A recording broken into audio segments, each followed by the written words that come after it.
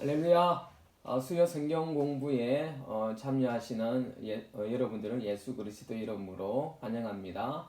오늘도 지난 시간 창세기 27장에 이어서 28장을 공부하도록 해보겠습니다. 27장에서는 우리가 지난 시간에 보았다시피 리브가의 계획으로 인하여서 에서의 장자권을 빼앗아서 야곱에게 그 장자권의 그 축복이 넘어갔고, 이로 인하여서 에서가 분노하여서 야곱을 살해할 계획을 세우자 그것을 알은 리브가가 자신의 오라버니인 그 라반이 있는 그 밧단 하람으로 야곱을 피신시키는 계획을 세우는 것을 우리가 지난 시간에 보았습니다. 이어서 28장은 야곱의 도피 계획이 실제적으로 이루어져서 밧단 아람으로 도피하는 과정에서 생긴 일을 이 28장은 기록하고 있습니다. 28장을 시작으로 야곱은 약속의 땅 가나안을 떠난 20년이 넘는 세월을 나그네로서의 삶을 살게 됩니다. 28장에서의 어떤 핵심은 고향을 떠나 아무 의지하는 그 사람 없이 방랑하는 야곱에게 하나님께서 나타나셔서 아브라함과 이삭에게 주셨던 그 언약들을 확인하는 베델 언약을 세우시고, 그리고 이 야곱의 인생에, 그리고 야곱의 어떤 그런 신앙생활에 새로운 전환점을 맞이하게 되는 것이 바로 이 28장입니다.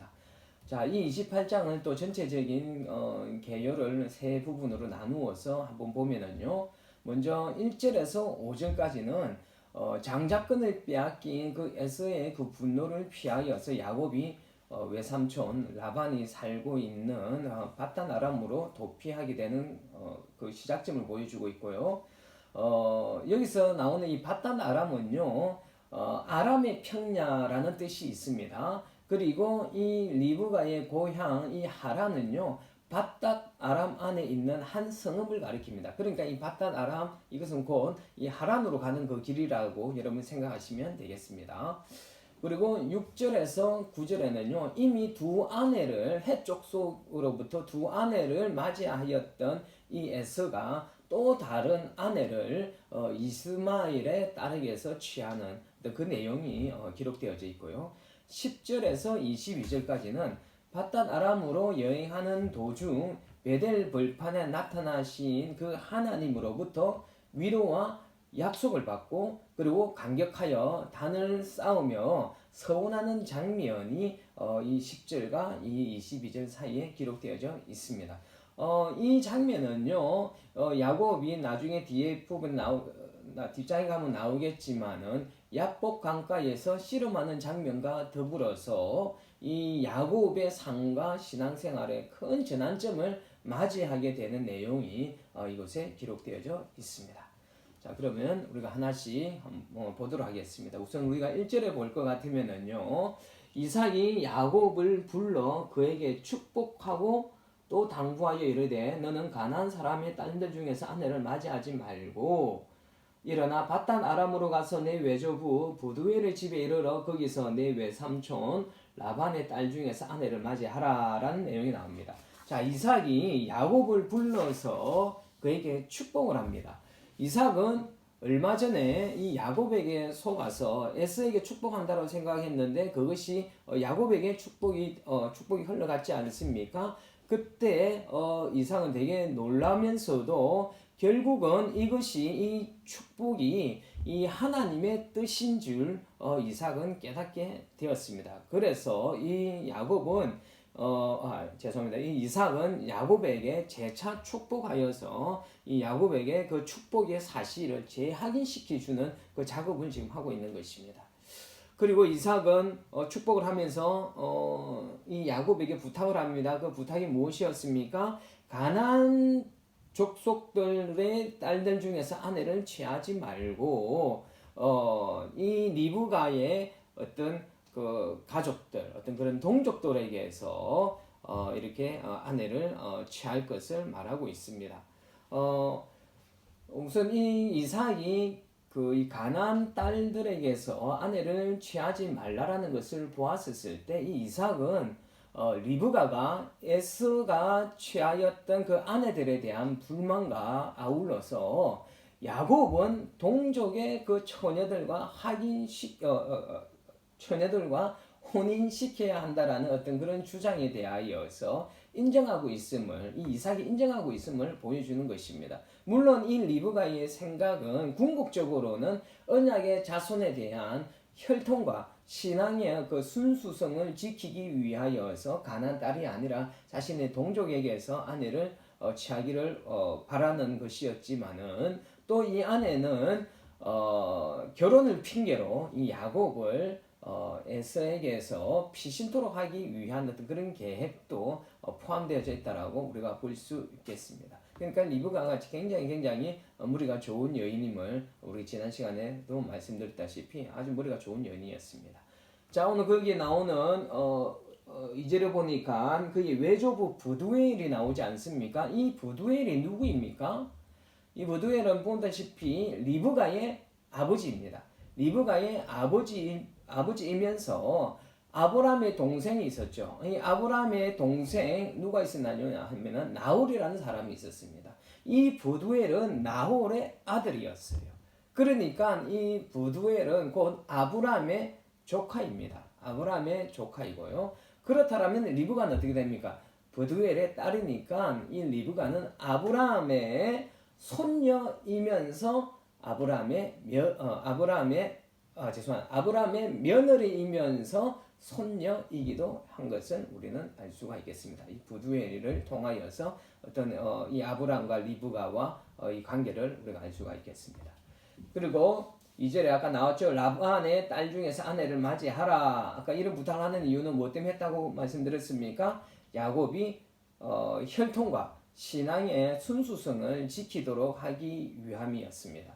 이방 족속의 그 아내를 맞이하면 그들의 그 신앙에 어떤 영향을 받을지 이 이삭과 리브가는 너무 잘 알고 있었기 때문에 이 라반의 딸 그들의 족속들에게서 아내를 맞이하고 혈통을 순수성을 지키고 여호와 신앙을 지켜나가기 위하여서 라반의 딸 중에서 아내를 취하라라고 이렇게 말하고 있는 것입니다. 그리고 3절과 4절에 볼 것 같으면은요. 전능하신 하나님이 내게 복을 주시어 내가 생육하고 번성하게 하여 내가 여러 족속을 이루게 하시고 아브라함에게 허락하신 복을 내게 주시되 너와 함께 내 자손에게도 주사 하나님이 아브라함에게 주신 땅 곧 내가 거류하는 땅을 내가 차지하게 하시기를 원하노라 이렇게 이야기를 합니다.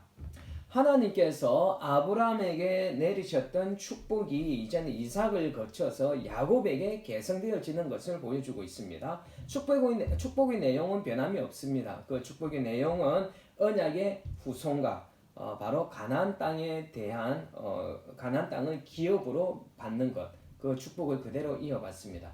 이 축복은 야곱의 때에 이르러서 어떻게 됩니까? 야곱이 몇 명의 아들을 가집니까? 12명의 아들과 1명의 딸이 있지 않습니까? 이 12명의 아들을 얻게 되고 또 이 12명의 아들로 통하여서 나중에는 12지파가 생기지 않습니까? 이 12지파가 생기면서 이 하나님의 약속, 그 후손에 대한 약속이 성취되어진다는 것을 우리는 잘 알고 있습니다. 자, 그리고 5절에 이삭이 어떻게 합니까? 야곱을 보낸다라고 하잖아요. 자, 여러분 이걸 한번 잘 생각해 보셨으면 좋겠어요. 우리는 보통 이 사건이 지난 시간에도 말씀드렸던 것처럼 야곱이 아주 젊었을 때 일어난 사건인 것처럼 우리가 막연하게 생각하는데 그렇지 않습니다. 이때 이삭의 나이가 몇 살이라고 그랬는지 기억하십니까? 예, 바로 137세였습니다. 그리고 이 야곱의 나이는 몇 살이라고요? 77세였습니다. 그러니까 이 야곱이 지금 이삭을 떠나서 외삼촌 라반의 집으로 갈 때가 77세였고 거기서 20년이라는 세월을 보낸 후에 다시 가나안 땅으로 돌아올 때는 야곱이 97세 때 이 가나안 땅으로 귀환을 하는 것입니다. 그러니까 이건 야곱이 젊었을 때 일이 아닙니다. 그렇기 때문에 이 야곱이 방랑자로서의 그 삶을 사는 그 거칠었던 그 삶이 이 야곱에게 나이 77세 때 이 방랑자의 삶을 시작한 이 야곱에게는 결코 쉬운 시간이 아니었음을 우리가 생각하시고 이 내용을 보시면은 좀 더 가슴에 우리가 더 와닿지 않을까라는 생각이 듭니다. 자, 그리고 6절과 9절에서는요. 에스가 26장에서 헷 족속의 사람들 중에서 그 두 아내를 취하였었습니다. 근데 에스는 당시에 왜 이 여인들을 취했느냐? 바로 이때 당시에 가나안의 그 문화적으로 절정기에 도달해 있었습니다. 그러니까 이 가나안 문화를 갖다가 이 에스는 너무너무 좋아했습니다. 그리고 좋아하고 동경하였기 때문에 또 어쩌면 또 육적으로 어떻게 보면 매력적인 어떤 그런 여인이었기 때문에 이 에서는 가나안 땅의 딸들과 결혼을 하였습니다.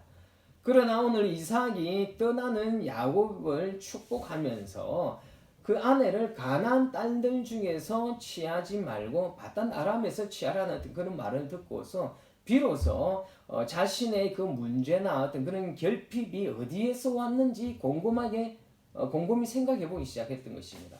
그가 부모들의 어떤 그런 신뢰를 잃어버린 것은 단지 이방의 딸들을 취하였기 때문이라고 생각하여서 이 예서는 아주 단순하게 생각했어요. 그래서 그는 이 가나안 족속이 아닌 바로 아브라함의 아들이었던 그 이스마엘의 딸에게서 또 아내를 취하는 것을 우리는 6절과 9절에서 볼 수가 있습니다. 그러나 에스의 그 문제의 핵심은 바로 자신이 축복을 받은 믿음에 떠나 있었다라는 것을 깨닫지 못하고 있었다라는 것이에요.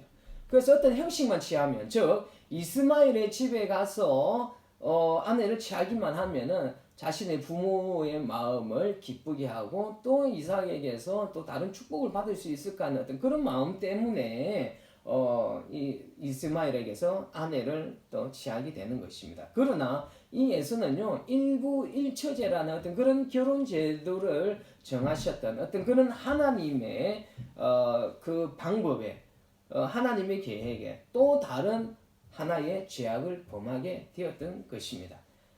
지금 이 에스에게 필요했던 것은 경건한 믿음의 삶에서 떠난 그 자신의 행위를 철저하게 회개하는 것이었지만은 단지 그 아내를 아브라함의 후손에게서 찾으면은 자신의 어떤 그런 결핍과 부모들의 어떤 그런 잃어버린 신뢰로부터 다 회복하고 축복을 받을 수 있을 거라고 잘못된 생각을 하고 있었던 것입니다.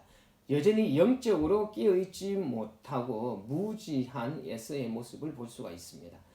하나님의 사람들이 새로워지는 것은 지난날의 삶에 대한 철저한 어떤 자기 비판과 그리고 그 점검을 통하여서 그 죄된 삶에서 돌이켜 그 마음을 오직 하나님께로만 향하게 하는 회개를 통하여서 이 하나님의 사람들은 새로워질 수 있는 것입니다. 우리의 삶 속에 우리의 마음의 은밀한 곳에 하나님께서 기뻐하지 못하는 어떠한 것들이 있다면 하나님 앞에 나와서 자복하고 그 죄에서 돌이키는 회개의 삶을 살 수 있는 저와 여러분들이 되시기를 부탁드리겠습니다. 진정한 회개가 있을 때 하나님께서 함께 하시고 하늘의 그 신령한 복, 바로 진정한 만족과 기쁨과 평안을 우리가 누리면서 살아갈 수 있다는 것을 명심하기를 부탁드리겠습니다. 자, 이제 10절과 22절의 내용을 보도록 하겠습니다. 이 10절과 22절에 아까 서두에서 말씀드렸던 것처럼 야곱이 이 바단 아람으로 여행을 하는 도중에 베델 들판에 나타나신 그 하나님으로부터 위로와 약속을 받고 또 이 하나님의 위로와 약속의 은혜에 감격하여서 단을 쌓고 그리고 서원하는 그 장면이 기록되어져 있습니다. 자, 야곱의 상황은 다시 한번 우리가 생각해 봅시다. 형과 부친을 속여서 장자의 축복을 빼앗은 후 그 에스의 그 보복을 피해서 사랑하는 어머님의 품을 떠날 때 야곱의 나이가 77세였습니다. 여러분, 전에도 말씀드렸다시피 야곱은 어머니의 사랑을 받으면서 장막 생활에서 살았던 사람이었습니다. 장막 생활하면서 살았던 사람이었어요. 무엇입니까? 에서는 들판에 나가서 아주 강인한 어떤 그런 사내로서의 어떤 그렇게 잘 성장하였지만은 이 야곱은 어머니의 보호를 받으면서 어머니를 도우면서 아주 어떻게 보면은 곱게 자란 야곱이었습니다. 이렇게 자란 야곱이 이제는 사랑하는 어머니의 곁을 떠나 어머니의 보호를 떠나서 물론 나이가 77세이지만 어머니의 보호를 떠나서 800km나 떨어져 있는 이 바단 아람으로 가는 그 길이 이 야곱에게는 얼마나 힘들고 어렵고 외로웠겠습니까? 지금 어떤 이 야곱의 마음을 우리가 한번 들여다보면은 이런 야곱에게 하나님이 나타나셨을 때 이 야곱이 얼마나 큰 힘이 되고 큰 감동으로 다가왔겠습니까? 지금 이 야곱의 주변에는 아무도 없습니다. 멀리 떨어져 있는 800km나 떨어져 있는 바단 아람으로 가는 그 길이 그에게는 굉장한 두려움이 있었을 것이고 홀로 가는 외로움과 그리고 자신이 홀로 이 모든 것들을 다 극복해 나가야 된다라는 어떤 그런 삶의 두려움이 아마 이 야곱을 짓누르고 있었을 것 같습니다. 지금 그런 가운데 이 베델이라는 들판에 하나님께서 이 야곱에게 나타나셔서 약속과 위로의 말씀을 주고 있는 것입니다. 자, 우리 11절에 볼 것 같으면은요, 하란으로 가는 도중에 한 곳에 머물러 이런 말을 하는데 이 바로 한 곳이 바로 무엇이냐? 루스 곧 베델이라고 나중에 뒤에서 나오게 됩니다. 그리고 12절에 보니까 꿈에 본즉 이제 꿈을 꾸는 것입니다. 야곱이 꿈 가운데서 이제 하나님을 만나고 하나님의 음성을 듣게 되는 것이죠. 여러분 구약 시대 때는 하나님께서 꿈을 통하여 자주 자신의 뜻을 하나님의 사람들에게 전하는 어떤 그런 수단으로 삼았습니다. 따라서 여기서도 하나님은 지치고 피곤한 야곱에게 하나님께서 꿈을 통하여서 나타나시고 언약의 말씀으로 위로하고 계시는 것입니다. 하나님은요 지치고 공고하고 염려와 두려움 가운데 있는 이 야곱을 하나님께서 외면하지 않으시고 찾아오셨던 것처럼 우리들에게도 우리가 살아가는 그 가운데에서 삶 가운데에서 두려움 그리고 외로움 그리고 어려움 그런 공고함 이런 것에 부닥칠 때 하나님께서 결코 그 하나님의 자녀들을 외면치 아니하시고 이 야곱에게 나타나 주셨던 것처럼 우리들에게도 나타나 주셔서 위로해 주시고 약속의 말씀을 주시는 그 하나님을 우리가 붙들고 나아갈 수 있기를 부탁드리겠습니다. 자, 12절에 보니까요. 자, 12절 한번 읽어 보겠습니다. 꿈에 본적 사닥다리가 땅 위에 서 있는데 그 꼭대기가 하늘에 닿았고 또 본적 하나님의 사자들이 그 위에서 오르락 내리락 하고라는 구절이 나옵니다. 여러분 여기서 하나님의 사자들이란 바로 하나님의 천사들을 의미하고 있습니다.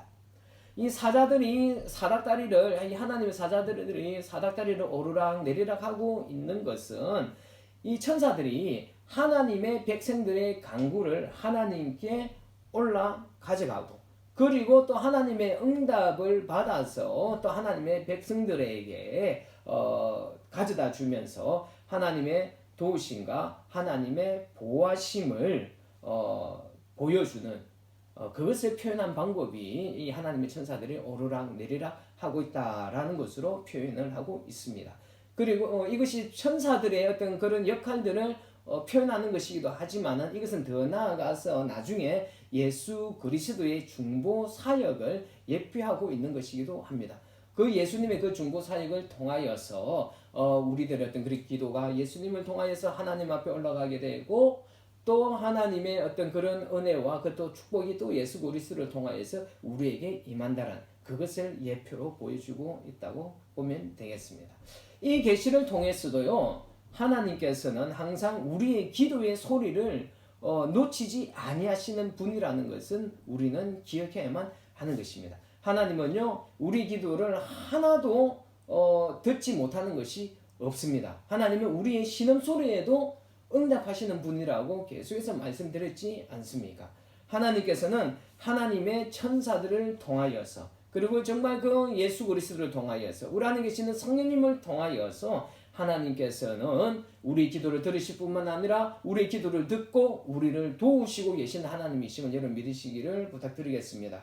또한 예수 그리스도께서 지금 이 시간에도 친히 하나님의 우편에서 우리를 위하여 중보 기도하고 계심을 기억하십시오. 그러므로 하나님은 우리의 모든 형편과 상황을 다 알고 계십니다. 예수님께서 우리의 모든 것들을 하나님 앞에 다 구하고 계시기 때문에 하나님은 우리의 모든 상황과 형편은 다 알고 계시다라는 것이에요. 근데 하나님은 우리의 상황과 형편은 다 알고 계시는 그것으로 멈추시는 분이 아니라고 말씀드렸지 않습니까? 하나님은요, 우리의 형편이 어렵고 힘이 들 때 그냥 머물지 않으시고 친히 이 땅 가운데 내려와 주셔서 하나님의 능력과 하나님의 권세를 우리를 위하여 사용하여 주시는 하나님이심을 여러분 믿으시기를 부탁드리겠습니다. 그러니까 여러분, 어렵고 힘이 들 때 어떻게 해야 되겠습니까? 기도하십시오. 그냥 한탄하지 마시고 그냥 낙심하지 마시고 여러분들의 상황 가운데 있는 그 문제들을 하나님 앞에 구하십시오. 그러면 하나님께서 들으시고 하나님께서 반드시 도와줄 줄로 믿습니다. 자, 우리 13절과 14절의 구절 한번 보겠습니다. 13절에 보니까요, 또 본절 여호와께서 그 위에 서서 이르시되 나는 여호와니 너희의 조부 아브라함의 하나님이요 이삭의 하나님이라. 내가 누워있는 땅을 내가 너와 내 자손에게 주리니 내 자손이 땅의 티끌같이 되어 내가 서쪽과 동쪽과 북쪽과 남쪽으로 퍼져나갈지며 땅의 모든 족속이 너와 내 자손으로 말미암아 복을 받으리라. 15절까지 볼게요. 내가 너와 함께 있어 내가 어디로 가든지 너를 지키며 너를 이끌어 이 땅으로 돌아오게 할지라. 내가 내게 허락한 것을 다 이루기까지 너를 떠나지 아니하리라 하신지라. 이렇게 나옵니다. 자, 13절 뭐라고 나와 있습니까?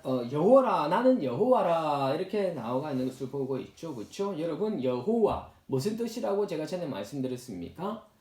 나는 스스로 있는 자라는 뜻입니다. I am who I am. 나는 스스로 있는 자라는 뜻이에요. 이 의미는요, 전에도 계셨고 현재도 계시고 미래에도 계시는 완전 무궁하신 그 하나님으로서 언약을 성실히 지켜나가시는 하나님을 표현할 때 여호와라는 단어를 사용한다라고 제가 전에도 말씀드렸습니다. 그러니까 이 여호와라고 말씀하시면서 그 또 언약의 약속에 대해서 이야기를 하셔요. 그 이 말은 무엇이냐? 야곱 너에게도 너희 할아버지와 아버지에게 한 그 약속 똑같이 너에게도 그 언약을 줄 것이고 그 언약을 내가 반드시 이루어 내겠다라는 그것을 말씀하시기 위하여서 자신의 이름을 지금 여호와로 계시를 하고 있는 것입니다. 그리고 여러분 여기서 여호와 스스로 있는 자라는 이 표현은요, 지금 현재 이 책을 읽고 있는 원독자들이 누구라 그랬습니까?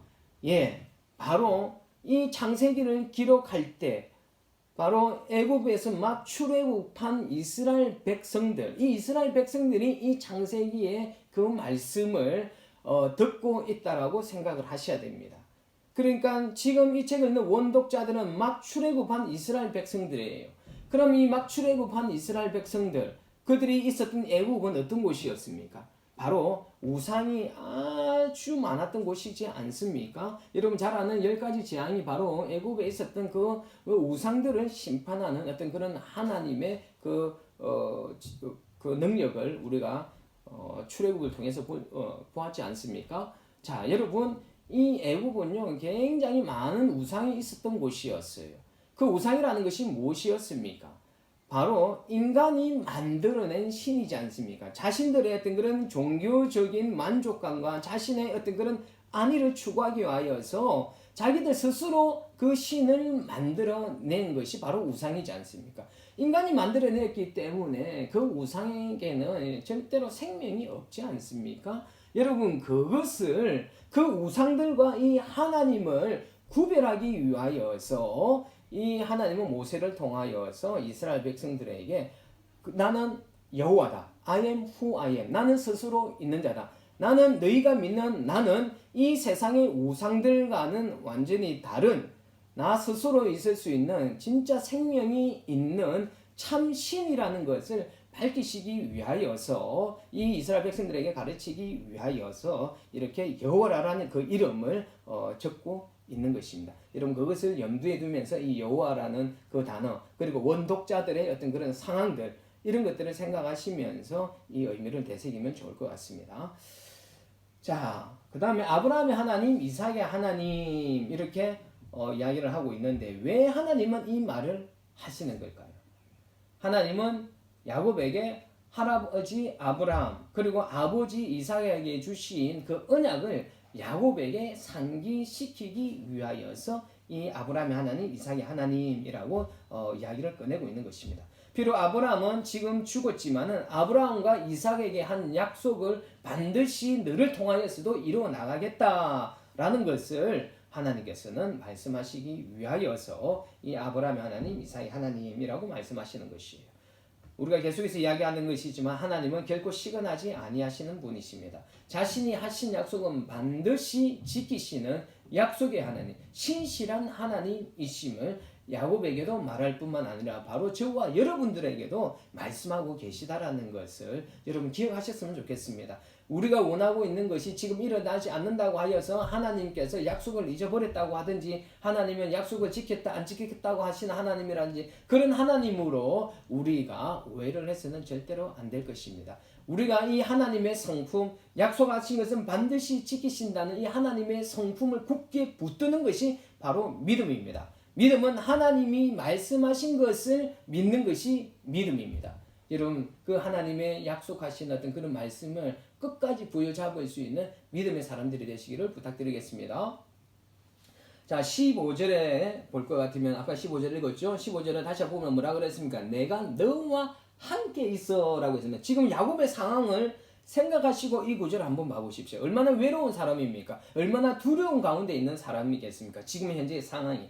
그런 가운데 하나님께서 내가 너와 함께 있어 내가 어디로 가든지 너를 지키고 그리고 너를 이끌어 이 땅으로 다시 돌아오게 할지라. 얼마나 고향으로 다시 돌아오고 싶겠습니까? 어머니가 있는 곳이니까. 그렇지 않겠습니까? 그리고 돌아오게 할지라. 내가 내게 허락한 것을 다 이루기까지 너를 떠나지 아니하리라. 이렇게 말씀하고 있습니다. 야곱은 속임과 거짓으로 장자의 축복을 빼앗은 결과 약속의 땅 가나안을 떠나야만 했습니다. 그러나 하나님께서는 언약의 후손이었던 이 야곱의 잘못을 감싸주시고 하나님께서 야곱과 함께 하시고 떠나지도 아니하시겠다고 하시고 보호하시겠다고 하시고 다시 가나안 땅으로 돌아오도록 하시겠다라고 약속하고 격려하여 주고 계시다라는 것입니다. 왜 이러실까요? 왜 이렇게 이 야곱이 별로 잘한 것도 없는데 얼마나 야비하고 얍삽하고 자신의 형의 그 장자권은 도둑질한 이 사기꾼 같은 이 야곱에게 하나님은 왜 이렇게 호의를 베풀려고 하시는 것이겠습니까? 그것은 바로 이 야곱이 언약의 후손이었기 때문이었습니다. 야곱이 잘나서가 아닙니다. 야곱이 언약의 후손이었기 때문입니다. 여러분 이 약속은요, 이 방금 이 야곱에게 하나님께서 함께 하시고 떠나지도 아니하시고 그리고 야곱을 지키시고 그리고 축복의 땅으로 돌아오게끔 하시겠다라는 이 하나님이 야곱에게 하신 약속은요, 야곱에게만 주는 약속의 말씀이 아니라 우리에게도 동일하게 주는 약속의 말씀입니다. 왜 그렇습니까? 이렇게 호의를 베푸시는 것은 야곱이 언약의 후손이었기 때문에 그랬지 않습니까? 우리도 마찬가지라는 것이에요.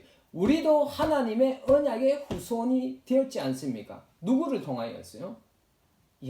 바로 예수 그리스도를 통하여서 우리도 바로 하나님의 언약의 후손이 되었기 때문에 야곱이 받았던 이 약속의 말씀이 바로 우리들에게도 동일하게 적용되어진다라는 것을 여러분 깨달으셨으면 좋겠습니다. 그렇기 때문에 우리도 하나님 앞에서 이 야곱처럼 얼마나 얍삽하고 비열하고 거짓말도 잘하고 하나님이 기뻐하시는 어떤 그런 삶을 잘 살지 못하는 어떤 그런 사람들임에도 불구하고 하나님께서 이 야곱을 감싸주시고 용납하여 주셨던 것처럼 하나님께서는 우리들을 향하여서도 하나님께서는 우리의 죄를 용서하기를 절개하시고 용납해 주기를 절개하시는 하나님이심을 여러분 우리가 깨달으셨으면 좋겠습니다. 용서와 용납을 지나서 하나님의 끝없는 그 은혜를 받을 수 있는 언약의 약손, 언약의 후손이 되었다라는 것을 여러분 믿으시기를 부탁드리겠습니다. 하나님께서는요, 죄악 투성인 그 우리를 하나님께서는 끝까지 보듬어 주기를 원하시는 분이십니다. 바로 우리가 약속의 자녀이기 때문에 그렇다라고 말씀드렸습니다. 여러분, 하나님은 결코 저와 여러분들을 떠나시지 않습니다. 우리가 하나님을 거역하고 우리가 하나님으로부터 돌아서지 않는 한 하나님은 끝까지 우리를 지키시고 우리를 돌봐주시면서 우리를 떠나지 아니하시고 우리를 그 가나안 땅으로 데리고 가기를 원하시는 뜨거운 사랑으로 넘치시는 분이심을 우리가 알아야 될 줄로 믿습니다. 우리가 이 성경을 통하여서 그래서 우리가 자꾸 하나님을 알아가야만 한다라는 것입니다. 이 성경에서 계시되어지는 이 하나님의 성품을 붙들고 그 하나님의 성품을 믿는 그 믿음으로 살아갈 수 있는 저와 여러분 되시기를 부탁드리겠습니다.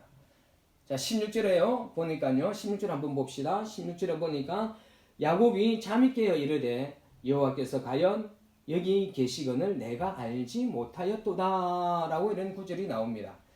자, 여러분 이 족장시대 당시에는요 다신론 사상으로 인하여서요 각 신은 일정한 범위 안에서만 활동한다라고 생각하였습니다. 일정한 지역, 그 신이 다스리는 지역에만 그 신이 있다라고 생각했던 것이에요. 그들이 어떤 산당이나 어떤 사원 같은 어떤 특정한 장소에만 그 신들이 머물고 있다라고 이때 당시에 사람들은 생각을 하였는데 아마 이 언약의 자손들도 그런 문화의 영향을 받아서인지 이 야곱도 아마 자신들의 그 하나님은 그 가나안 땅 자기들이 머물러 있었던 아마 그곳에만 머문다라고 생각을 하였던 것 같습니다. 그런데 오늘 야곱이 보니까요 꿈 가운데에서 이 베델에서 천사들이 오르락 내리락 하고 있는 그 하늘 그것을 바라보면서 하나님이 여기 계시구나라는 것을 처음으로 이 야곱이 깨달은 거예요. 특별한 장소에만 하나님이 계시는 것이 아니라 하나님은 어느 곳에나 편재해 계신다라는 어떤 그런 하나님에 대하여서 야곱이 처음으로 깨달은 것이에요. 그래서 오늘 하나님이 과연 여기도 계시는구나 라고 이렇게 고백을 하고 있는 것입니다. 하나님께서는요 특별한 장소에만 우리가 지난 시간도 말씀드렸지만은 예루살렘 주일날 말씀드렸죠. 예루살렘 어떤 성전 어떤 그런 성전에만 이곳에 머물러 계시는 분이 아니십니다. 하나님은 어디에서나 자신을 계시하실 수 있는 하나님이시고 또 어느 한 곳에만 갇혀 계시는 분이 결코 아니라는 것입니다. 자, 그리고 그렇죠. 그렇게 말하죠. 내가 알지 못하였도다 이렇게 이야기하고 있지 않습니까? 야곱이 잠이 깨어 이르되 여호와께서 과연 여기 계시거늘 내가 알지 못하였도다 라는 구절이 나옵니다. 자, 여기서 알다라는 단어는 히브리어로 야다라는 그 단어를 사용하였습니다. 이 야다라는 단어에 대해서 제가 교회에서 설교할 때 자주 말씀드렸었습니다. 이 야다라는 이 단어는요 머리로 아는 것이 아니라 지식적으로 아는 것이 아니라 전인격적으로 그리고 삶으로 깨달아서 아는 것을 알다 야다라고 이야기한다라고 말씀을 들으셨습니다. 즉 야곱은요 자신의 할아버지 아브라함과 자신의 아버지 이삭으로부터 하나님에 대해서는 분명히 들었을 것입니다. 그래서 지식적으로는 머리로는 하나님에 대해서 알미 있었습니다. 그러나 실제적으로 전인격적으로 자신의 삶 가운데서 야곱은 이 하나님을 경험하지 못하였던 사람이었던 것 같습니다. 그런데 오늘 이 꿈을 통하여서 처음으로 이 야곱이 인격적으로 하나님을 만나는 경험을 하게 되었던 것입니다. 여러분 전에도 말씀드렸지만은요 우리가 지식적으로만 정보로만 하나님에 대해서 아는 것과 하나님을 인격적으로 경험하면서 하나님을 믿는 것은 천지 차이가 난다라는 것입니다. 여러분 우리가 하나님을 알게 될 때 하나님을 경험하게 될 때 그 아는 만큼 경험하는 만큼 하나님을 믿을 수 있다라고 말씀드렸습니다. 여러분 오늘 이 야곱이 이 하나님을 인격적으로 만난 이 나이 77세 때 처음으로 하나님을 인격적으로 만나면서 이 야곱의 그 신앙에 새로운 전환점이 생겼지 않습니까? 여러분, 이 하나님을 인격적으로 만나서 하나님을 알아가는 것이 우리들에게도 정말 필요할 것 같습니다. 정말 사간의 어떤 그런 설교나 어떤 여러 가지 정보를 통하여서 이렇게 하나님에 대해서 아는 저 정보만을 수집하는 것이 아니라 우리가 수집한 정보, 그 지식적으로 알게 된 그 하나님을 이제는 더 나아가서 우리의 삶을 통하여서 전인격적으로 하나님을 알아가고 하나님을 경험하여서 우리가 깊고 넓은 그 믿음을 소유한 하나님의 사람이 될 수 있었으면 좋겠습니다. 자, 그러기 위해서는 어떻게 해야 되겠습니까? 여러분, 우리가 하나님을 경험하고 하나님을 조금씩 알아가기 위하여서는요, 우리가 하나님과 개인적으로 대면하는 시간을 가져야만 하는 것입니다. 하나님을 개인적으로 대면하기 위하여서는 기도의 자리에 나아가셔야 되고요. 하나님의 음성이 기록되어져 있는 이 하나님의 말씀 앞에 나아가서 기도와 말씀을 통하여 하나님과 영적인 교제, 인격적인 교제가 일어나기 시작할 때 우리는 하나님을 알아가게 되고, 하나님을 알아가게 될 때 놀라운 그 하나님으로부터 흘러나오는 그 생명의 복을 누릴 수 있을 줄로 믿습니다.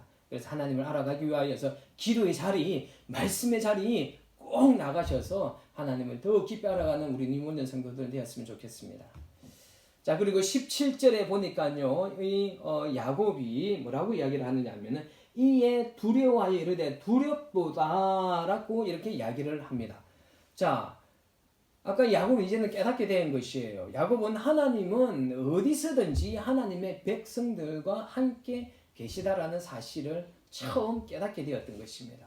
그래서 이것을 깨달은 후 어디에나 계시는 어떤 그런 하나님의 임재의 사실과 그에 대한 경외감으로 인하여서 거룩한 두려움이 생겨난 것입니다.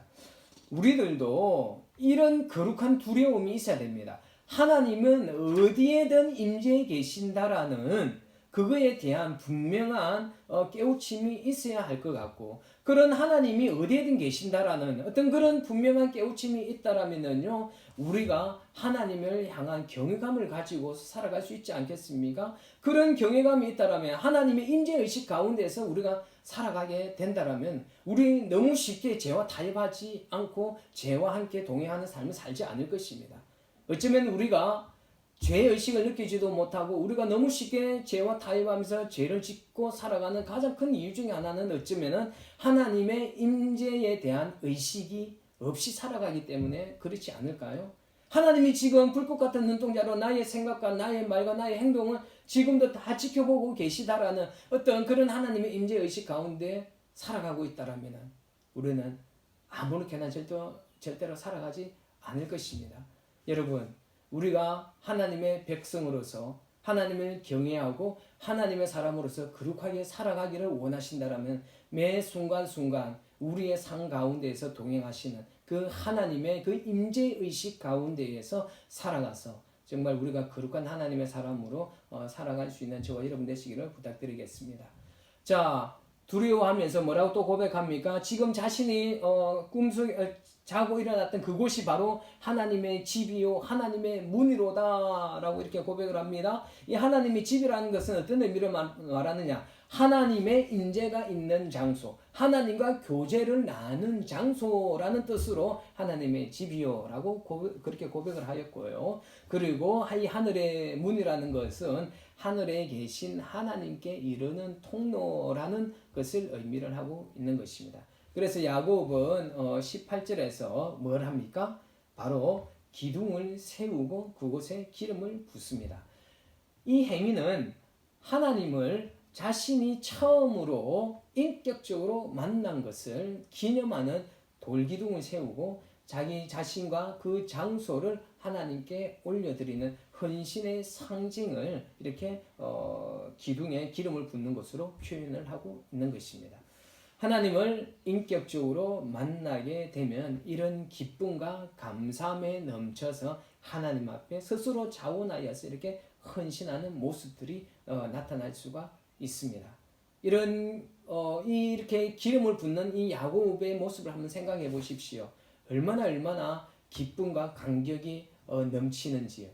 여러분 이런 야곱과 같은 어떤 그런 기쁨과 감격을 누리기를 원하신다라면 하나님을 깊이 갈망하시고 하나님의 그 임재를 경험하시게 되면은 이런 기쁨을 맛볼 수 있을 줄로 믿습니다. 자, 그리고 20절과 22절에 보니까 야곱이 서원을 합니다. 그렇죠? 20절부터 한번 보겠습니다. 야곱이 서원하여 이르되 하나님이 나와 함께 계셔서 내가 가는 이 길에서 나를 지키시고 먹을 떡과 입을 옷을 주시어 내가 평안히 아버지 집으로 돌아오게 하시오면 여호와께서 나의 하나님이 되실 것이요 내가 기둥으로 세운 이 돌이 하나님의 집이 될 것이요 하나님께서 내게 주신 모든 것에서 10분의 1을 내가 반드시 하나님께 드리겠나이다 하였더라. 이렇게 나옵니다. 야곱의 간구가 무엇이었습니까? 하나님께서 함께 계시고 지키시고 먹을 양식과 옷을 주시기를 지금 간구하고 있지 않습니까? 야곱은 왜 이렇게 구체적으로 간구하느냐? 무엇을 기반으로요? 바로 하나님께서 야곱 자신에게 주셨던 그 약속을 기반으로 하여서 이렇게 구체적으로 기도하고 있어요. 바로 15절에 나타났지 않습니까? 15절에서 하나님께서 약속하신 그것을 근거로 하여서 기도하고 있다는 것이에요. 우리도 하나님 앞에 기도하며 나아갈 때 이 하나님의 약속의 말씀을 근거로 하여서 하나님 앞에 나아가야 됩니다. 그래야지 약속의 하나님께서는 그 약속의 근거 때문에 그 약속 때문에 하나님께서는 자신의 약속을 반드시 지킬 수밖에 없는 하나님이시라는 것이에요. 자, 아무튼 이 15절에 나타난 하나님의 약속을 근거로 하여서 동행과 보호 그리고 생활의 필수적인 것들 그리고 규향에 대한 것들을 구체적으로 간구하였습니다. 자, 그렇게만 이렇게 해주신다라면 내가 주님 앞에 간구하는 이것을 이렇게만 하면은 11주도 하고 자신의 하나님으로 섬기겠다라고 이렇게 서원을 합니다. 근데 여러분 이것을 우리가 좀 잘 이해를 하셔야 됩니다. 이 구절을 하나님께서 이런 약속을 나에게 다 지켜주시면은 내가 11조도 하고 하나님을 하나님으로 모시겠다라는 어떤 그런 조건식의 강구로 이해하시면 안 될 것입니다. 만약 그렇다면은 이 11조 같은 것들로 하나님과 뭐 하는 것입니까? 딜하는 것이잖아요. 하나님과 흥정을 하는 것과 다를 바가 없습니다. 이것은요 굉장히 하나님을 모독하는 신성 모독적인 어떤 그런 행위이기 때문에 야곱이 어떤 이런 식의 마음으로 서원을 한 것은 아닐 것입니다. 그러므로 이 구절을 이 야곱의 어떤 그런 흥정의 접근으로 바라보기보다는 이 서원을 살아계신 하나님, 인격적으로 만난 그 하나님을 일평생 자신의 하나님으로 모시고 살아가겠다라는 어떤 그런 야곱의 의지의 표현으로 이렇게 이 구절을 바라보시면 좋을 것 같습니다. 예, 오늘 말씀은 정리하겠습니다. 하나님은 힘든 나그네의 길로 들어선 이 비열한 야곱을 버리시지 아니하시고 끝까지 야곱을 떠나지 않고 가나안 땅으로 돌아오게 하시겠다라고 약속을 하십니다. 이와 마찬가지로요, 우리가 하나님을 거역하지 않고 하나님을 하나님으로 인정하고 섬기는 삶을 살게 되면 하나님은 야곱처럼 우리를 결코 떠나지 아니하시고 버리지도 아니하시고 우리와 늘 동행하여 주시면서 우리를 도우시고 지키시는 하나님이심을 여러분 우리가 기억하시고 믿으시기를 부탁드리겠습니다. 그리고 하나님은 결코 자신이 약속하신 것은 변개치 아니하시고 끝까지 지키시는 신실한 하나님이심을 오늘 또 말씀하셨습니다. 이것을 신뢰하셨으면 좋겠습니다. 우리가 믿음 생활을 하는 데 있어서 제일 중요한 것은 정말 하나님께서 말씀하신 것을 반드시 지켜주신다라는 이 믿음을 우리가 꼭 가지셨으면 좋겠습니다. 또한 마지막으로 우리가 살아가는 동안 종교 생활만 하고 머리로만 지식적으로만 하나님에 대해서만 아는 것이 아니라 우리의 삶 속에서 인격적으로 하나님을 경험하고 하나님과 깊은 영적인 교제를 이루기 위하여서 말씀과 기도의 자리에 나아가시고 그걸 통하여서 여러분들의 삶과 여러분들의 그 신앙생활에 새로운 전환점이 일어나기를 예수 그리스도 이름으로 축원합니다. 감사합니다. 수고하셨습니다. 다음 주에 다시 뵙도록 하겠습니다.